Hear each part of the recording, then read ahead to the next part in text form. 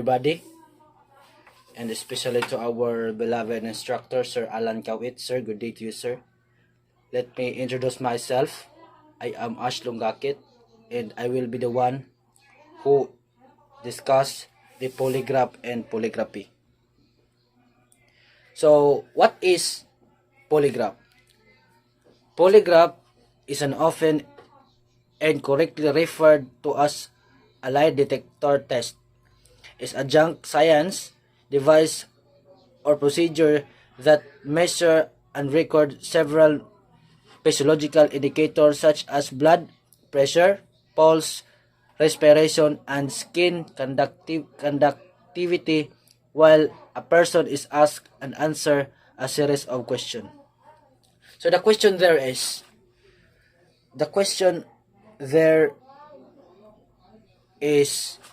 a polygraph machine is a lie detector.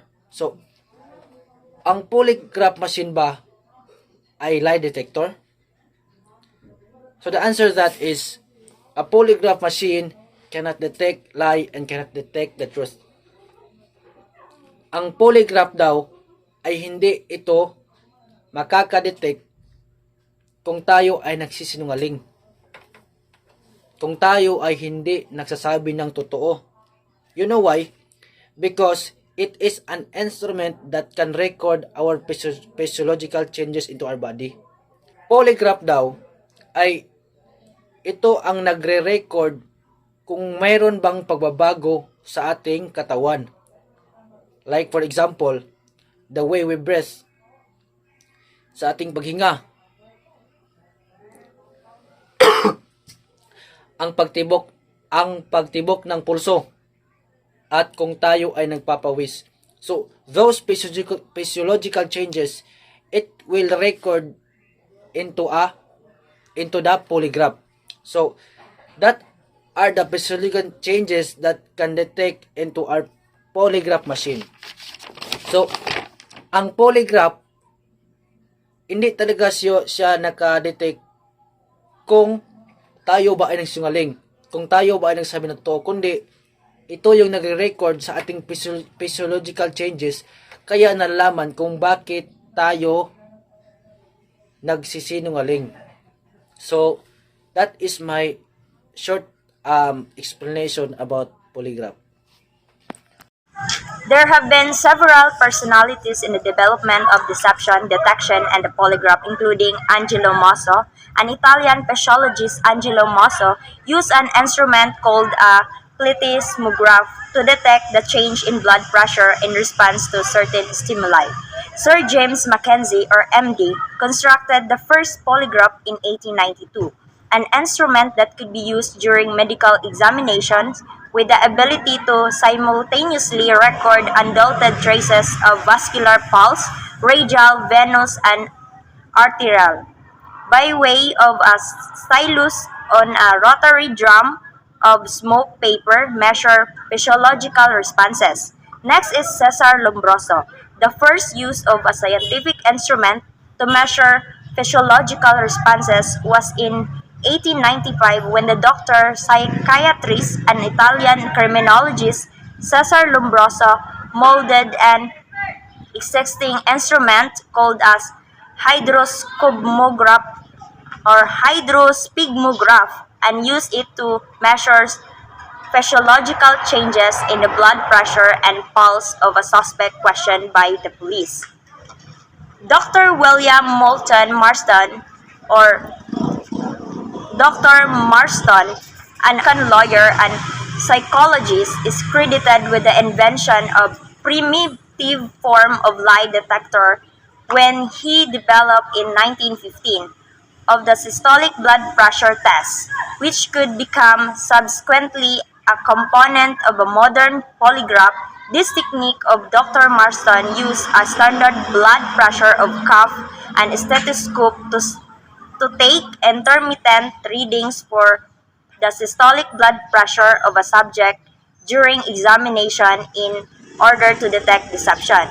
Next is John A. Larson was the first person to measure a record continuously and simultaneously the heart rate, blood pressure, and respiratory variation of a person during an interrogation.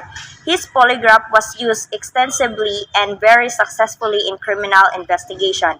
Last is Leonardo Killer, patented was is considered the prototype of modern polygraph. The killer polygraph today is Leonardo Killer, known as today as the father of polygraph. Next is the analog polygraph consists of four major components.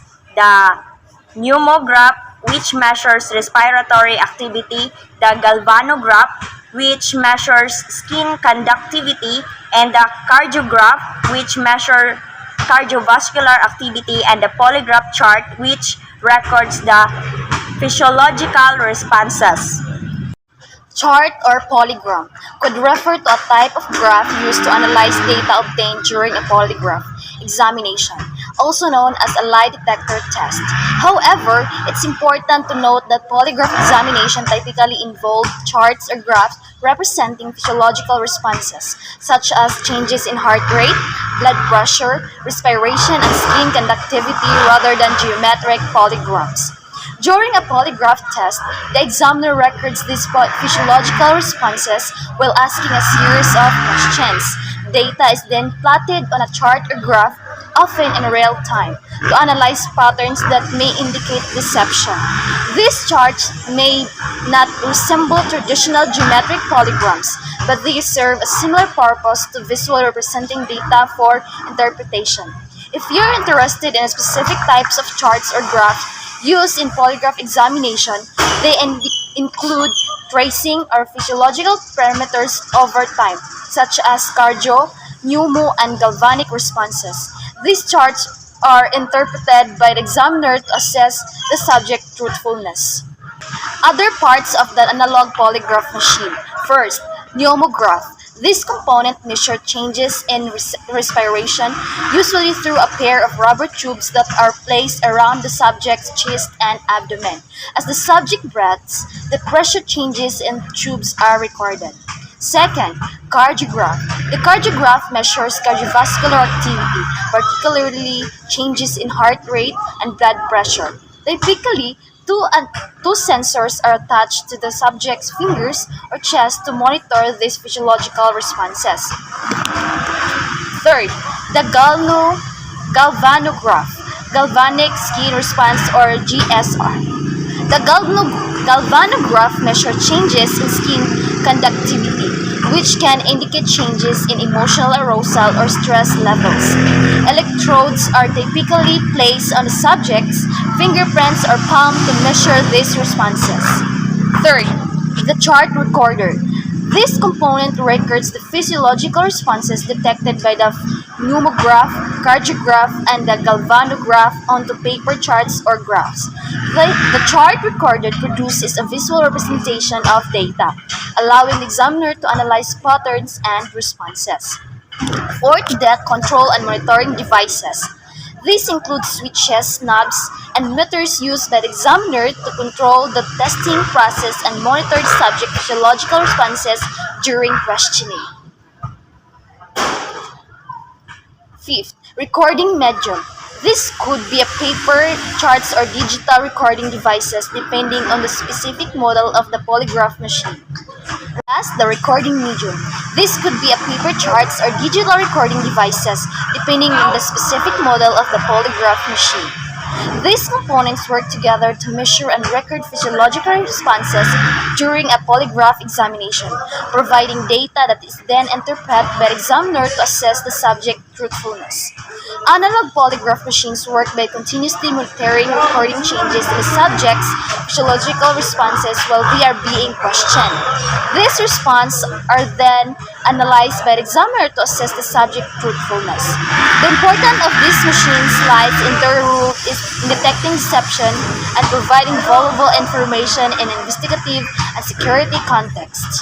However, it's important to note that polygraph results are not infallible and can be influenced by various factors, including the examiner's interpretation and the subject's physiological and psychological state. There are types of polygraphs. One is analog polygraphs and computerized polygraph. Analog polygraph is measures physiological response such as changes in heart, blood pressures, respiratory rate, and skin conductivity. These polygraphs produce graphically recordings physiological response during questioning.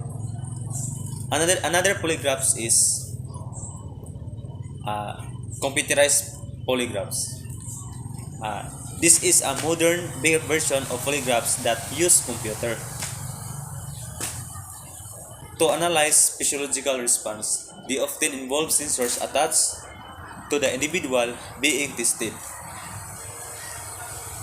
And for data is processed digitally to provide more objective results. Both types aim detect signs of stress of deception based on physiological response.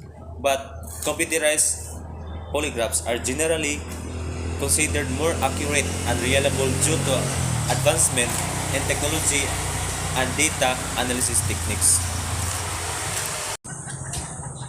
The general uses of polygraphs. General uses of polygraph is to detect the truthfulness of individual. If the person telling a deceit or truth. Now, well, polygraph examination can be used to conduct pre-employment screening. So to know the sincerity of that applicant that she or he don't have any bad intentions. The polygraph can also be used for any business organization or company to test the loyalty of their members and employees. Lastly, and the most important of the polygraphs is used in a criminal investigation to obtain the subject's admission or confession to the offense committed. So there are one of a types in polygraph that we use in a law enforcement. So law enforcement are commonly used in a criminal investigation to help determine the truthfulness of suspect or witnesses or individuals involved in a crime. They can aid in identifying potential leads and narrowing down suspect. Theory of polygraph examination. Polygraph examination, commonly as a lie detection test, are based on the theory that physiological response like heart rate, blood pressure, and sweating can indicate when someone is being deceptive. The idea is that when a person lies, this response may change, allowing the examiner to detect deception. However, there's debate over the accuracy and reliability of polygraph tests as they can influenced by factors like anxiety or nervousness, leading to false positive or negative. The physiological of lying. The physiological of lying is complex and involves various factors such as motivation, social norms, personal traits, and cognitive practices.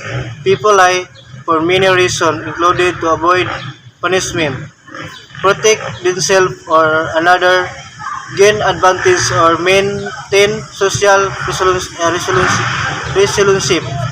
Factors like guilt, fear or consequence, and the ability to rationalize the lie also play a role in determining whether someone chooses to lie or to tell the truth. The nervous system. The nervous system is a complex network of nerves and cells that transmit signals between different parts of the body. It divided into the central nervous system, brain and spinal cord, and the peripheral nervous system, nerves outside the brain and the spinal cord. It controls and coordinates all bodily functions and responses to stimuli. The importance of polygraph and polygraphy is the development of deception detection and polygraphy has been influenced by various factors, including the study of personalities, advancement in technology, and the understanding of the nervous system. Polygraphy relies on the theories that physiological responses can indicate deception.